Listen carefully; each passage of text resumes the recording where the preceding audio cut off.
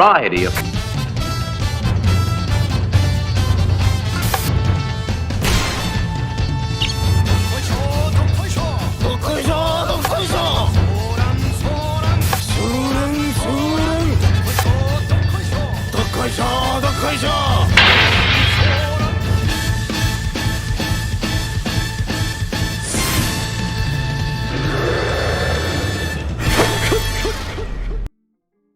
Yo guys, what's going on? Daniel here, back with another episode of the TheAKwatch covering Kaguya-Sama Ultra Romantic, season 3. If you've been here before, you already know the vibes. I'm here with my co-host. Say hello to the people, Joe. What's up, guys? Excited. Hope you guys are good. Hope you guys enjoyed last episode because that was a fire discussion, and hopefully will continue. Well, I know it's going to continue, to be honest. Yes, sir. And before we get into it, what did you think of before we just start dissecting the episode, what did you think as a whole of this episode 9? Oh, episode 9 is like, it's like we're going back on track to what, like, the peak Kaguya, because even though I really did enjoy the last 2 episodes, they were still not, I guess, using the usual. I think the people were kind of experimenting a lot, and you could see with the art. I know the last 2 episodes, some of the art style they were giving us were unique, things we've never seen before. But this episode, it's like back to the usual programming, like everything that's so authentic and great about Kaguya. And yeah, I thoroughly enjoyed this episode. I know I say that a lot. Didn't have it's like I feel like it's just on repeat every week. I thoroughly enjoyed that, but it's actually true. Like, this episode was gas. I actually died a couple of times in this episode, and it's been a minute since like Kaguya's had me like on the floor a bit. You know what I mean? Yeah, I hear you. Just piggybacking off that, I enjoyed this episode. I think couple weeks ago I was talking about this episode might be my favorite of the season. I'd say this is one of the better episodes of the season, like you were saying, solely just because of that first part. I think that was something that was really, it's the part, let me speak properly, it's the parts that we've wanted to see for a while, and now that they're finally beginning to uncover some of the mysteries and things, the character interactions that we haven't seen before. It's that was something I really enjoyed this episode, and the other parts were cool, but I think that first part was what made this episode really enjoyable for me. I still have I'd say probably like episode 5 over it, and then what other episode I had as well, solely because I think that one was more complete. Like every single one of those parts in that episode was great, whereas I'd say only really the first part for me was on that same level. The other parts were funny, but yeah, not on that same tier of consistency as episode 5. But we're not here for comparisons, we're here for episode 9. So without further ado, we'll kick off with the first portion, which is spring of first year, and little short synopsis, basically covering Miyuki's first days when he first entered Shuinchin, and his interactions with Kaguya and the student council president at that time. So, Joel, I'll kick it off with a question. What did you think of first year Miyuki? First year Miyuki was down bad. Like, he was in the dumps. Things were not looking good for him. Like, when you look at what he has become and the individual is today, nobody would have thought, looking at him then, man was sitting there depressed. Nobody wants to eat with him. And I know how tight it is just in a normal school, being the new kid and being in a new environment, and you don't know how you fit in. Like, I know there's a thing where people say, when you enter this, it feels like you're coming to a set that's been going on for 5 seasons, or a show that's been going on for 5 seasons, and you have to kind of integrate. And you can see how much that kind of is amplified by the fact that it's such a prestigious school, and the people who go there are of such high status that, you know, they kind of distinguish themselves naturally from anybody who's new. And being that Miyuki is new but also not from the same kind of pedigree or background in comparison to them, because you can see how like he was alone and nobody kind of wanted to mix with him. And I felt so bad for him, man. I was like, bro, it's been, I think it was like 2 weeks or a week, and he's still eating outside, hiding in some next alleyway. I'm like, bro, you can't. Even if nobody's sitting next to you, you have to eat in the cafeteria. Yeah, you have to just chill in there. You have to have that kind of confidence. Like, you can't be shying away from like that kind of confrontation. But I understand that sometimes you might feel it might be too much, especially since he was even saying some of them are obnoxious and, you know, higher status. They give off that vibe where it's like, I don't want to be near you. But even if that's the case, bro, you have to try. You have to try and eat your sandwich, like in the cafe with everybody else. Yeah, it's it was weird to see. You know, it's kind of it's interesting because I feel that this Miyuki is just so far from what we've been seeing the whole show.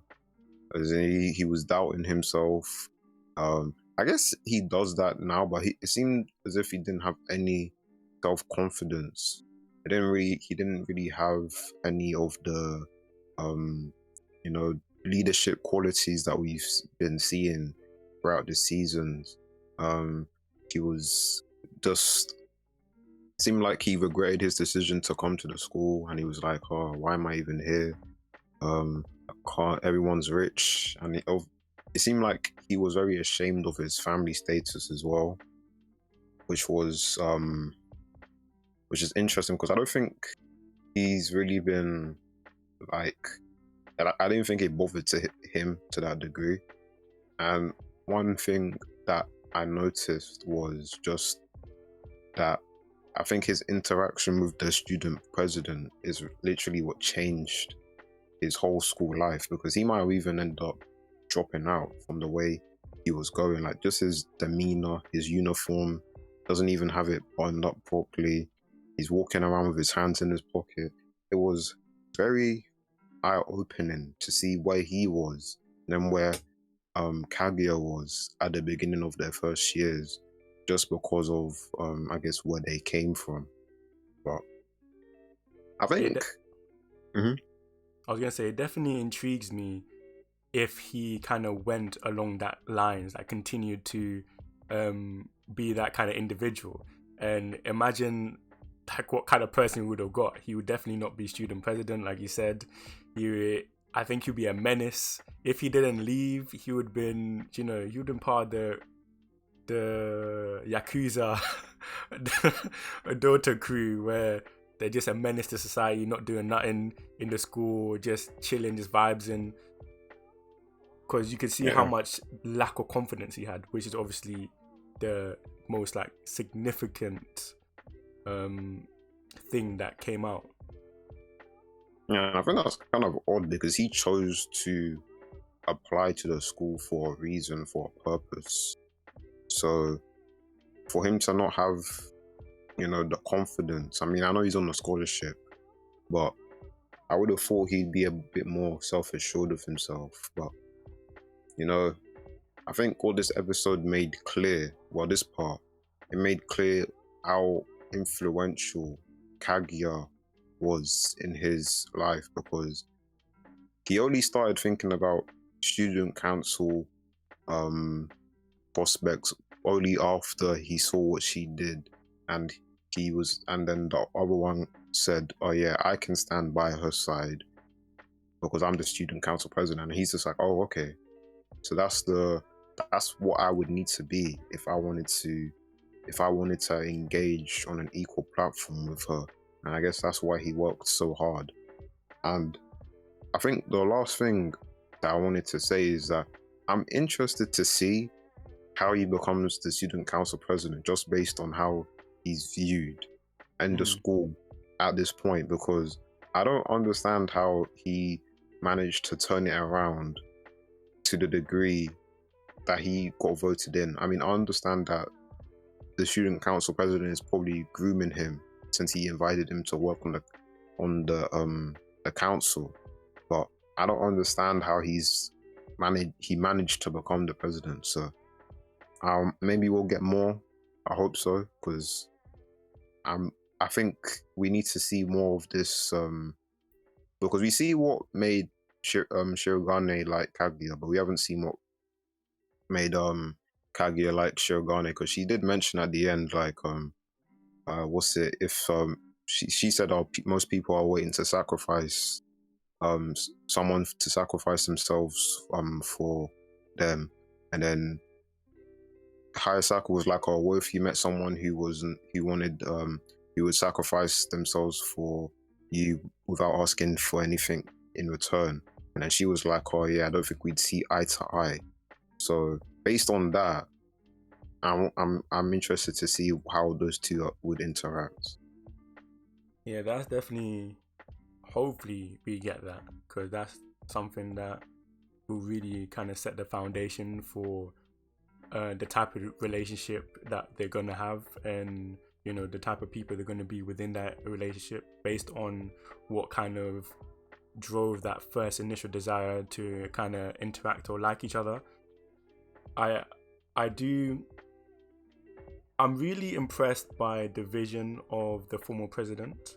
I didn't catch his name, but he seems to be a very mature young man who has a lot of perspective and understanding of how society can, function at a higher degree by just seeing from a different perspective that you might not have, or you might not be in close proximity with a lot of the time.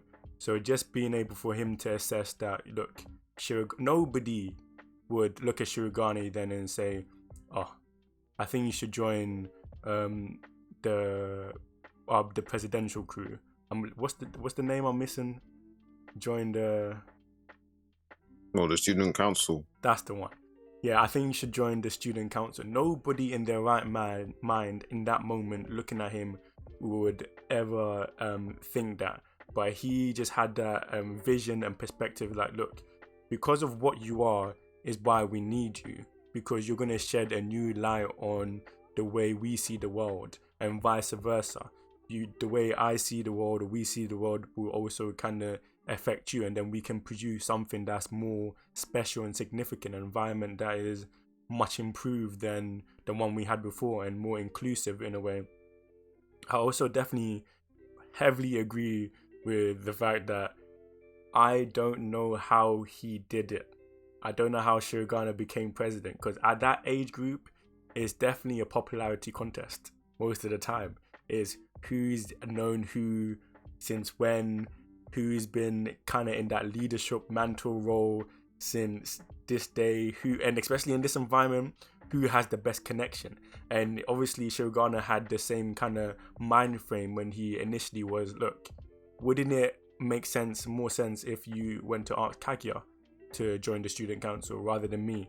And wouldn't, you know what I mean? Because she kind of fits the bill, and that's why his journey, and when they show it, his journey is going to be significant, because it's going to be crazy. It's rags to riches is stupid. Doesn't make sense, you know what I mean? Like, from where you came from and the lateness to that you arrived in the school, these people had relationships. They know each other in terms of their business, family acclaims, and beyond that, they've obviously been in the same, probably went to the same middle schools and stuff. I've heard about these individuals. So for him to come out of nowhere and be number one and garner that kind of responsibility and acclaim by his peers, bro, that's special. Yep, facts. And Yeah, because they have the what's it, Shurinshin Middle School as well, and I guess elementary. I'm guessing too.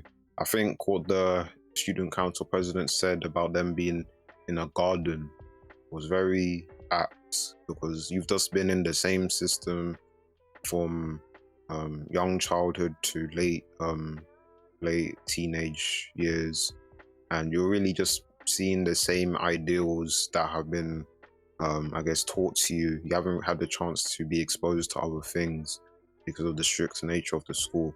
So I thought it makes the president very, I guess the former president always had to be a character because of what the role entails and what you need to be to qualify to lead the school, since the student council is so influential. But I think his you can tell that when we see more of him, it's gonna be interesting because of um like his design, his stick style. He's got like black hair, but inside is pink or something like that. The design He's is wearing wavy. He yep, looks so clean. He yep. looks so clean.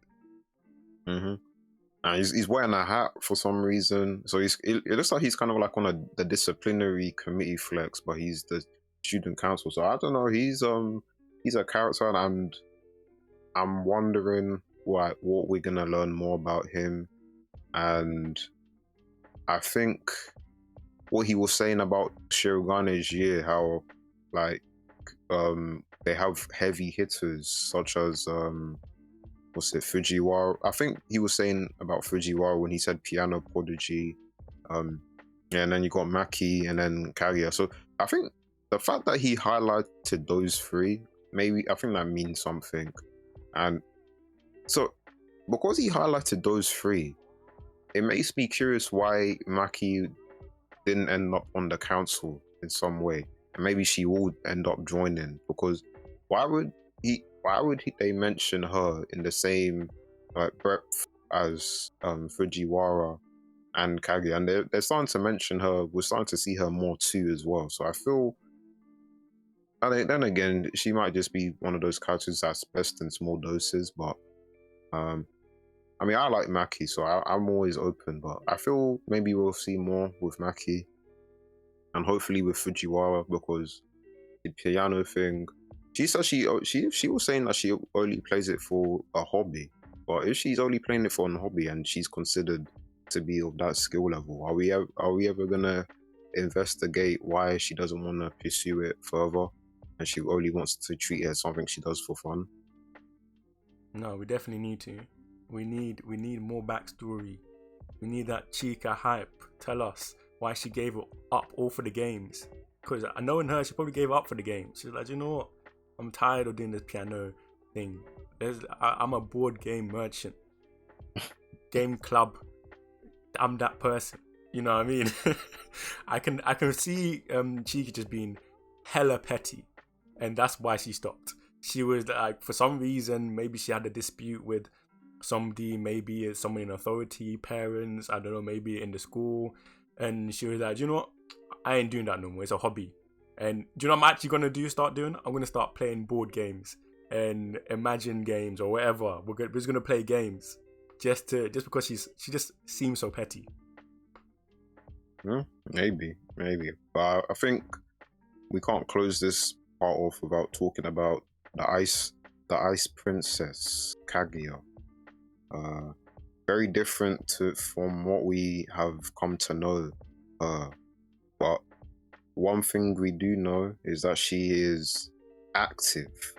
She went in without a doubt to save that girl. I was surprised because at first I thought it was the president, but then you see her, she jumps in, quick thinking, grabs her rope, ties her around her, and then she's like, "Oh yeah, she is CEO's daughter, so I can use this to my advantage." I think this Kaguya is more the not brainwash, but institutionalized. Yeah. She doesn't really think outside the box. She's been taught these ideas, use everything that at your disposal to the best of your ability. That's what Shinomiya does.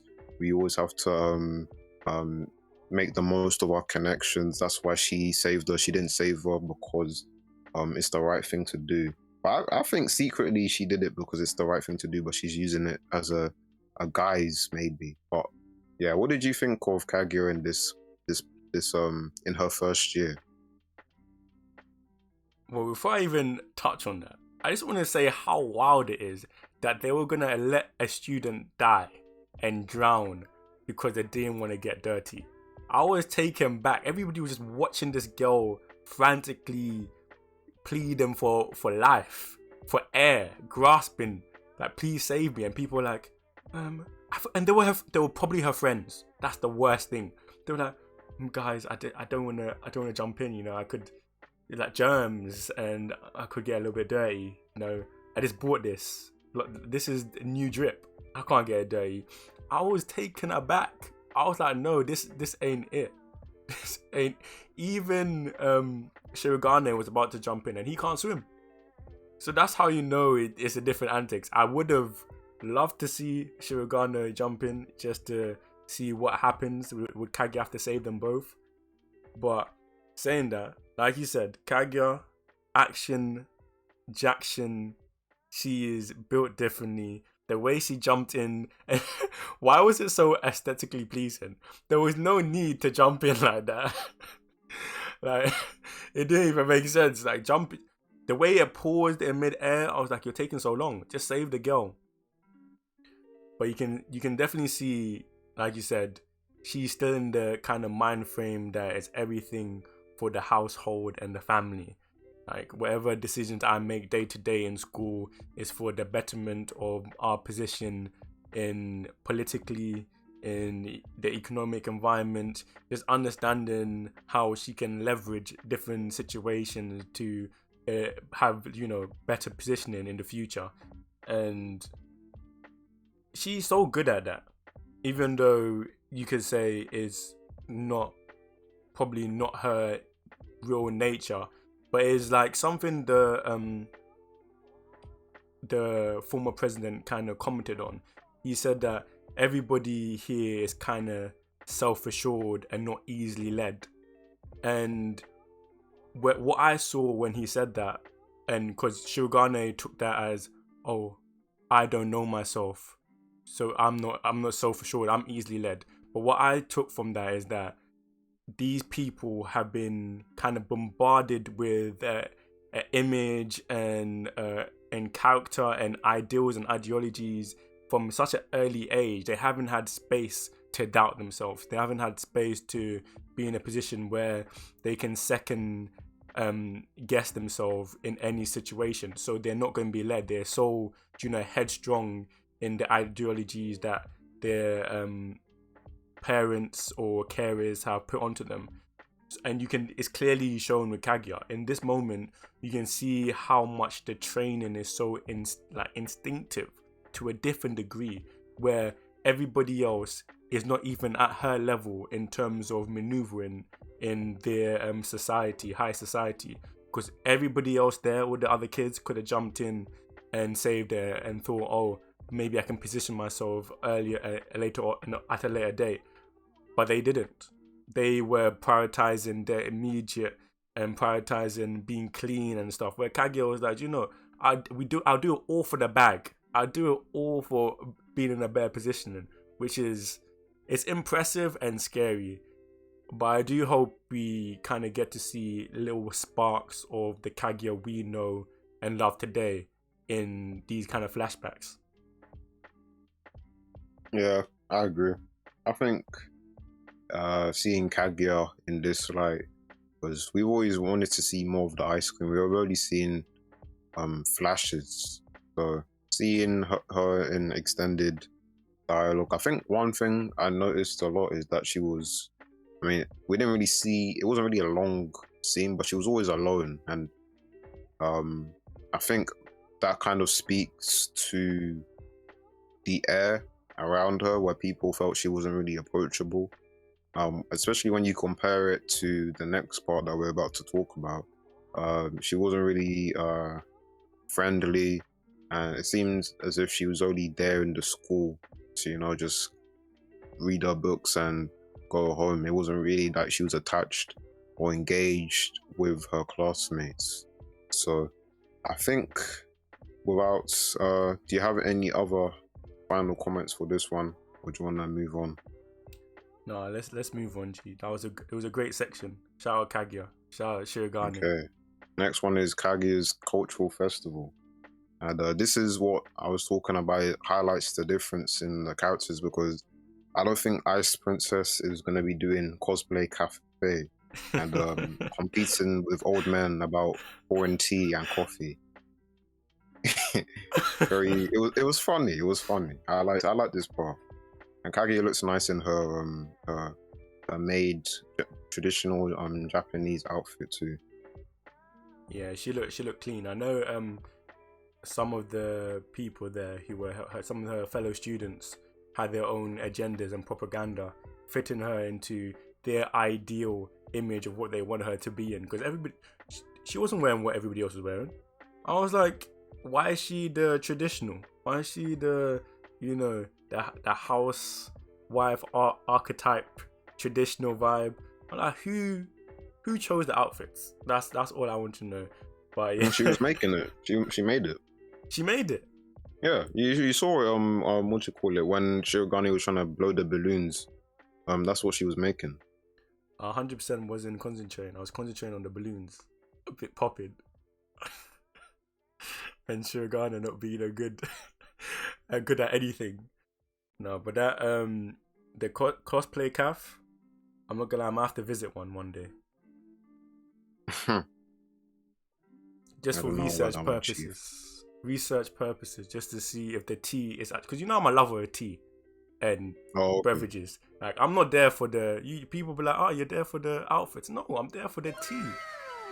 Like, these two men we are introduced to, high social archetypes, the creme de la creme know about that tea. It's it's not for everybody. It's not for everybody. Nah, it's not. And I think what I found funny is Hayasaka. I think she was the MVP of this part because, her trolling Kaguya with the maid, quote unquote cosplay, although that's technically her uniform, and then and then she switched between the two personas. And I was like, okay, it's tricky. And then she was roasting Kaguya for the coffee preparation. She was talking about, what did she say? She said her placement is sloppy. She uses random amounts of beans. She makes you feel sorry for the beans. You think she was preparing instant ramen the way she sloshes the water in. She said sloshes, didn't even say pour. I was like, oh, she takes pride in her work, because she's just like, oh, you think you can just walk in, make tea anyhow? You ain't trained. You don't got the experience for this, man. Let me show you how it's done. But Kaguya, when she mentioned tea, I was like, okay, yeah, she's gonna do a thing, because I know one of the things they mentioned was that she's good in the tea ceremony. So I was like, yeah, she's about to shell it down. Yeah, no, definitely, it's an art form, and the two mandem, I think one of the name was Sanchan and J-Kun. Those two, J-Kun was wearing a do-rag with a J on it. When I saw that, I knew he was on crud. I knew they were about that life. I said, these two people are going to be the life of the party. They seem to be like food critics, the way they were moving. I'm like, bro, I think they're from the ramen episode. Is it? Yeah, I think they're the same guys. They're elite, to be honest. They're elite because they have so much food and beverage knowledge. It's kind of out of this world. Like it's kind of misplaced. You shouldn't be in a maid cafe run by students. You should be somewhere trying to give out Michelin stars to some next restaurant. This is not your platform. Because he stopped Kaguya before she even poured anything. Like it was 2 seconds. He said, no, we're not running this. It's not happening here. The way you're about to pour that would make me depressed. You're taking joy. Like, this is, I have high taste and high standards. You're gonna kill the coffee beans. How did Hayasaka said, I feel sorry for the coffee beans, and she hadn't done anything yet. She knows. That's experience talking. She said, yeah, the way you've just treated them, you haven't put love into it. It's gonna Not taste at all. trash. Not at all. But it's hard to compare because obviously she's not about that serving life. There's few moments in her life that she's gonna have to serve somebody. So she doesn't have the practice. But obviously Hayasaka, queen, she came with the highest of her efficiencies and maximized the taste and flavor of those coffee beans. I looked at it, they sipped it, I was like, that looks godly. I might need a cup. I don't know where I'm gonna get one from, but I might need a cup. And I don't even drink coffee like that. But I was like, run me my cup, please. You know what I mean? Yep. And I don't know. I'm not a coffee man, so even if the coffee is looking nice, I'm still saying nah. I'll probably pay extra for the tea from Kaguya because I feel like her tea is gonna be tasting nice. Man said it's the taste of love. Man was quivering. He was shaking. He said, "Oh." What did he say? He said, "I apologize." he said, "My fault." He said, "I'm sorry." He said, "I shouldn't have tested you, man. You have well and truly bested me." And Kage was acting smug. She said, "Yeah, I mean, you were really trying to, push my buttons, but I had to show you because I don't do this. I don't play around with my tea." But yeah, those middle-aged guys are funny. They're jokes. I also found it entertaining that Kaguya being outside the restaurant or cafe. It threw off the ratio inside the cafe was thrown off. Oh my days. The amount of males that were coming to the cafe instead of females. Bro, when they said some people were like double dipping, they were coming like 3 times. I was like, you guys are thirsty. Like, not just literally, but figuratively. You guys are thirsty. Because how could you just be... You have your nice little session at the cafe, leave. What, you're going to switch garments? You're going to change your clothes and come back? Or you're coming back in the same clothes? Because if I see you twice at that cafe within an hour, I'm going to be like, bro, you're not here for the coffee and you're not here for the tea. You're here for the cosplay, and I respect that. Because I might be cussing you, but would I do the same thing? Probably. So I can't even judge too much. Them guys they're moving mad, but I can't blame them. When Kaguya, she was out there looking nice, and I think this episode kind of showed how different she was feeling in terms of with the president. Like, I know I can trust her. I feel like she is really serious about this confession thing. Same. Where she's saying like, "Oh yeah, I'm gonna say this, but I just need to get my feet wet a little before. I can't just jump in cold." And I feel that, she said, "I need a running start." She wants to impress him, and she impressed him with the tea. She got so happy over that one comment. I was so cute. I'm not gonna lie, it was so cute. It was very wholesome. I was like, Kaguya, because it's significant because Kaguya is always getting gassed up. Even in this episode, she was getting gassed up by everybody else who were applauding her for her good looks and just looking great and being great. Mm-hmm. But when it hits different, when that special someone tells you a compliment, it could be some basic compliment, but it's different. It's like, oh my days, and that's how Kaguya was feeling. Yes, she was like, oh, she lost composure. She had to pull up the the tray? Yes, the tray up to her face. Oh my day, deep red in her face. Oh, it was crazy. I was like, Kaguya, tell him right now. That's all. Tell him right now. We can't wait. We have to do, but I think obviously the first day she didn't really get a chance to hang out with man because she was getting the old men were just harassing her. It seems. I'm not sure if it was Miyuki's dad at the end. That last one who pulled up, but yeah, I mean, hopefully second day she's able to make something work, but she was unsuccessful in her attempts to engage. But even though it was unsuccessful, it's like you said, you can really see the change in atmosphere regarding how she's behaving around Shirogane, and just in general around people. Because from when those two guys could really tell that she must like somebody and immediately assessed, it's you. Like, my guy walked past him and said, so you're the one. And then Shirogane was like, huh? Who's this old man? Who's this middle-aged youth?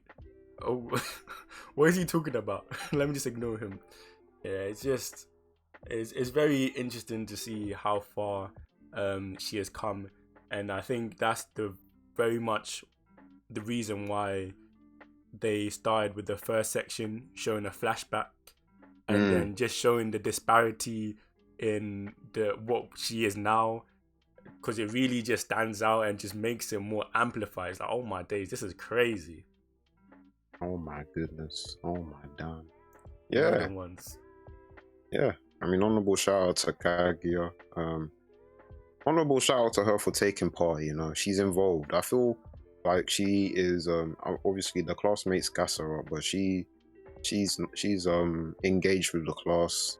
I can tell she's a valued member, not just because she's a Shinomiya, but just because they feel comfortable around her and that they can play around her too. So I'm happy that she's making the most of her high school years.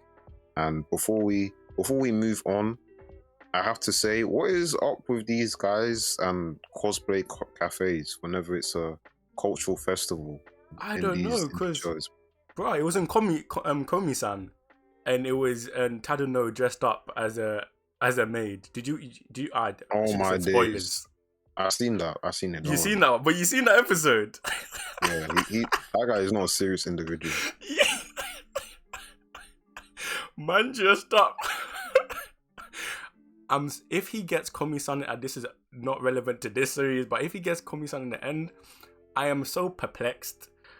And she must be just naive as she's shown to be, because she doesn't communicate well. But my guy dressed up as he was looking like he was just looking. He's secure in himself. He's secure. Do you know he is? He's very secure in it. I just don't know how that would fit on me. You know what I mean? I don't know if I'll go that far. You have to tailor it to you, man, innit? You're a tall guy. It's true. Hey, I'm ready. If you listen to this out there and you hear, I lied. I was gonna say, but I lied. Okay, look, I'm gonna headstrong like Shirogane. I said what I said. If you're there, you're tailoring it for me, I'll wear it. Okay then, you heard it here first. We'll go to the last part then. What's it? You Ishigami cultural festival. And where my man, he's trying to make this Subama thing work, but obviously he has to get warm. So he said, okay, let's hang out first, and he's trying to work up the courage. But yeah, I like this part. He's accomplished one goal, but let me just remind everyone, he's still failing. Hater. When the positivity that was in this section, and you want to start off with his failing.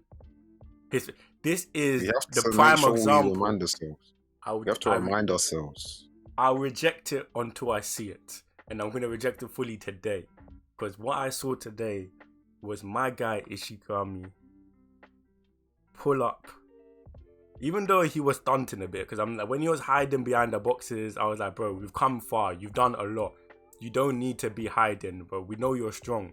But then I understand sometimes you get apprehensive, you know, the moment when you have to initiate whatever goal or whatever thing you're trying to pursue, you know, you start getting nervous, you start doubting yourself. And in that moment, he was even trying to distract himself with with her schedule, knowing the fact that he was up all night and revised that schedule, like he knows it off by heart. But you can't trick me, Ishigami. We know you know the schedule. We know, like, you already plotted out the best and optimal moment where you can link up with the Subame.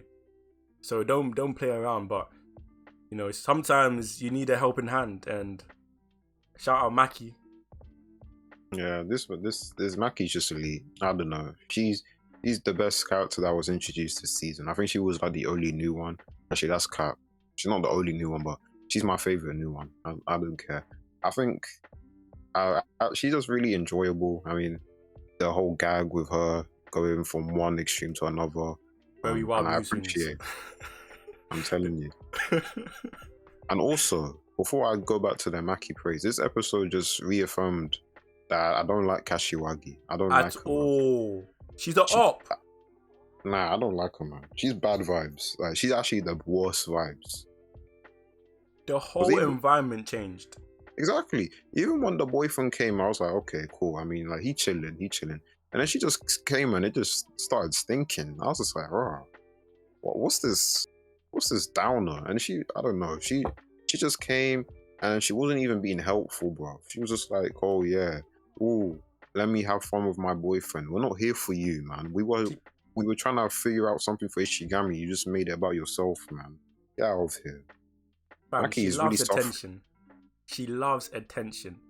And Maki needs to leave that behind because, I don't know, do you know some people just change up when they get in an established relationship, like, but differently, especially when we were younger. Like, in the younger, when those times, especially their age group, the most drastic switch up when you're in a relationship.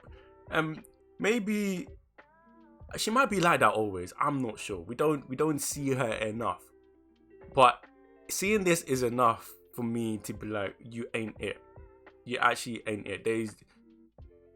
You do stuff so unnecessarily. There's no need for you.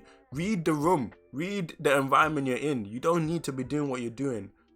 And I know for a fact, you know Maki likes your man. I know for a fact. You can't even lie to me now because Maki is distraught. I've seen Maki in her mood swings. She be crying.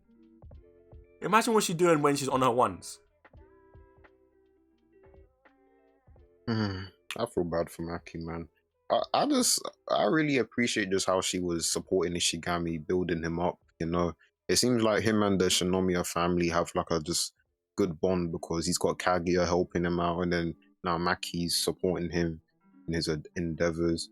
And I think one thing that stood out to me, what she pointed out, was, you know, he's really reaching for the stars because she said Tsubame is the Madonna of the third years. You understand the status he's trying to reach for, especially because okay, so he knows, like, we know 3 other dons, those wastemen nerds. I don't rate them. Like, why are they always there plotting? They're just out there like it was just I can't even hate them. speak. I hate them like because them at all. They act like they're gonna do something. But bro, Exactly, you're not gonna do anything. Why are you lying? You're lying to us, you're lying to yourself. We knew. Everybody, you guys are in competition with each other. But you know you guys are so wet that you had to join forces. And still, even in that joint 3 squad running deep, you guys ain't do nothing. What have you done? What plays are you making? What decisions? Nothing is happening. Bro, just those two need to all of them need to retire. Just retire. There's no and then when they see Ishigami going off to live his best life, why are they being dramatic? They're hating. And why, bro? You had no chance. You were doing nothing. And wait, worst of all, why are they wearing the same drip? Don't get me vexed. Are you guys triplets?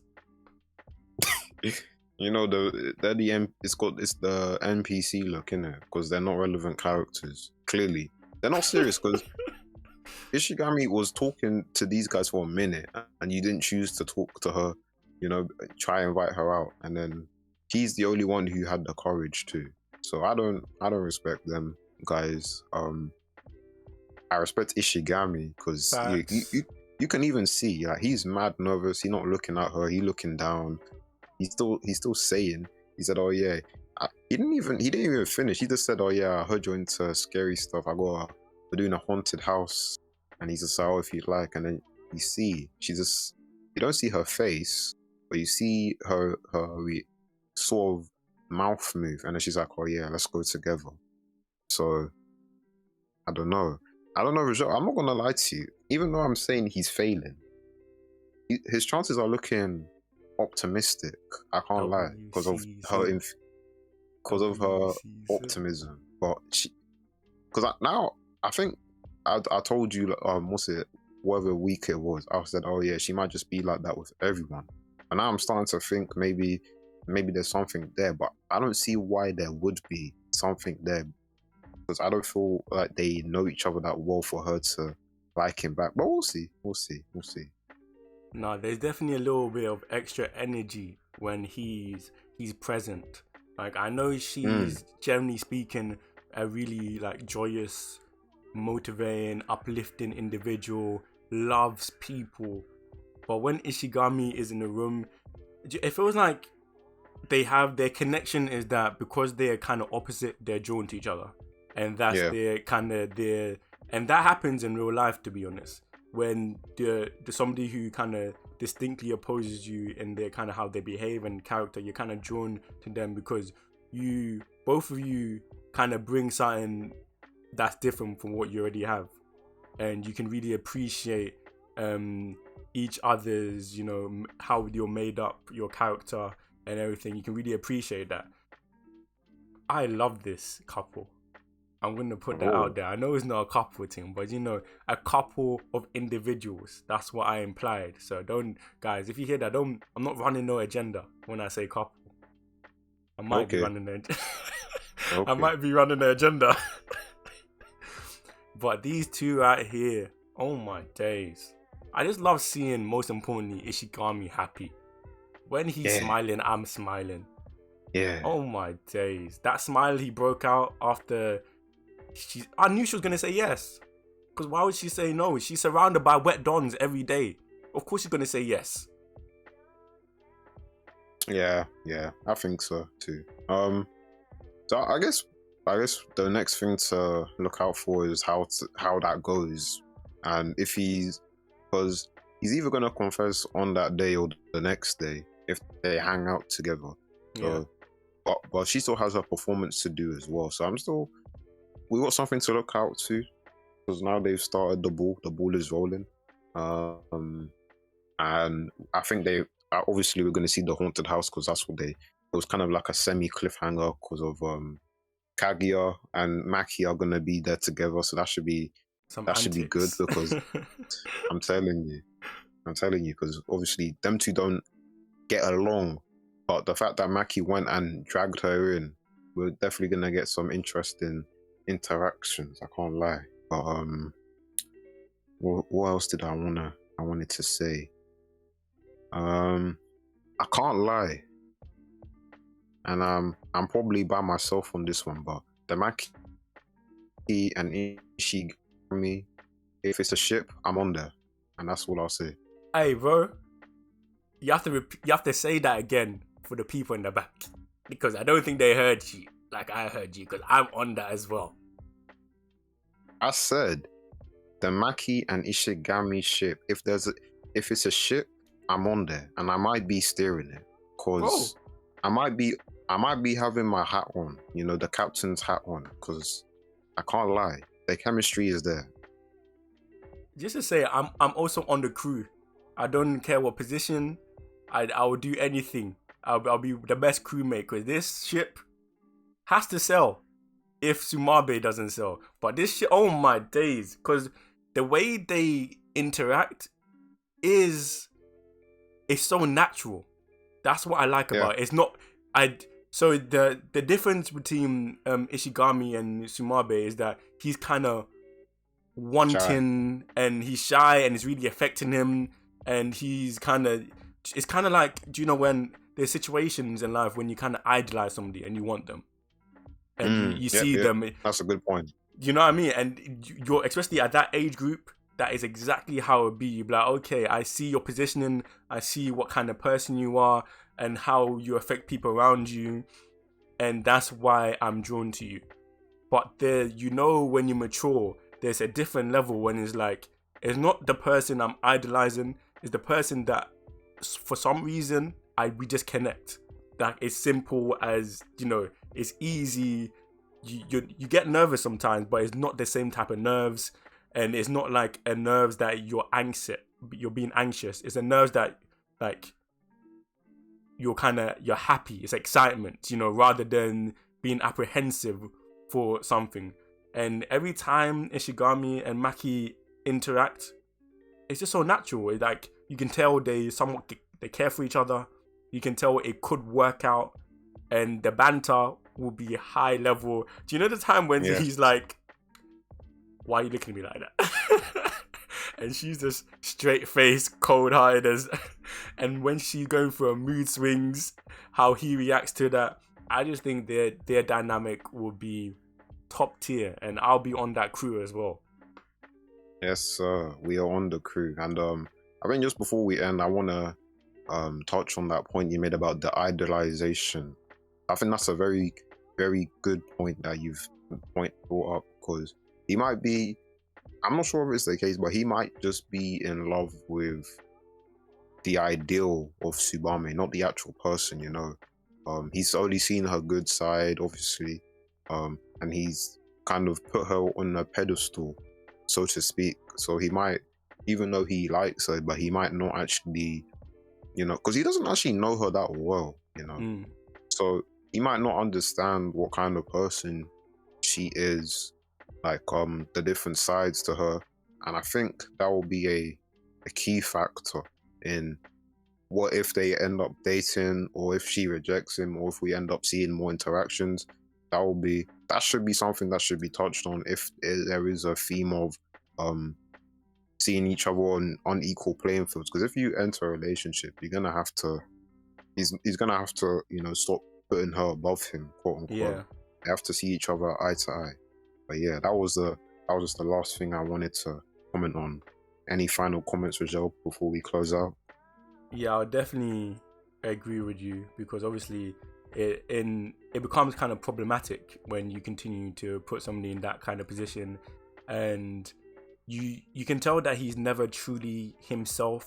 Like, he is himself, but he's not himself when he's thinking and trying to engage with her. So hopefully, I think the best case scenario, if they don't get together, is that he can use this as a device to kind of mature and understand that the feelings he had maybe weren't the kind of ideal kind of love, or the image of what kind of love should be and is. Maybe it was more of pursuit of something I don't have and what I lack, and pursuit of like you said, an ideal of someone that I think. Because, like, to bring up Maki again, he knows Maki. He knows the bad, and the good. Like, she's seen Maki when she's off her head, when she's, you know, sad, how she talks about different people and different environment. They've had that kind of rapport and built that, and he doesn't have that kind of glamorized ideal of her. So they're more on her, and likewise, she also have seen him. So they don't have that kind of dynamic that would be, oh, you're on a different level to me. Like, we're all on the same level, and our job is just to love each other, care for each other, help each other grow. And maybe he will learn that if I'm with Sumabe, I wouldn't be able to have the same type of growth as a person, and I won't be the man I need to be. You know what I mean? Facts. But yeah, that was all from us this week. Episode 9 of Kaguya Season 3, Episode 6 or 7 of the TheAKwatch series. Check out the other episodes in our channel. And as always, subscribe. Also, we have the podcast on the Spotify, Apple Music, Google Podcasts, and obviously we have the segments on the channel too, if you're interested. But yeah, like, comments, all them things there, and we'll catch you in the next one. Peace. I love you.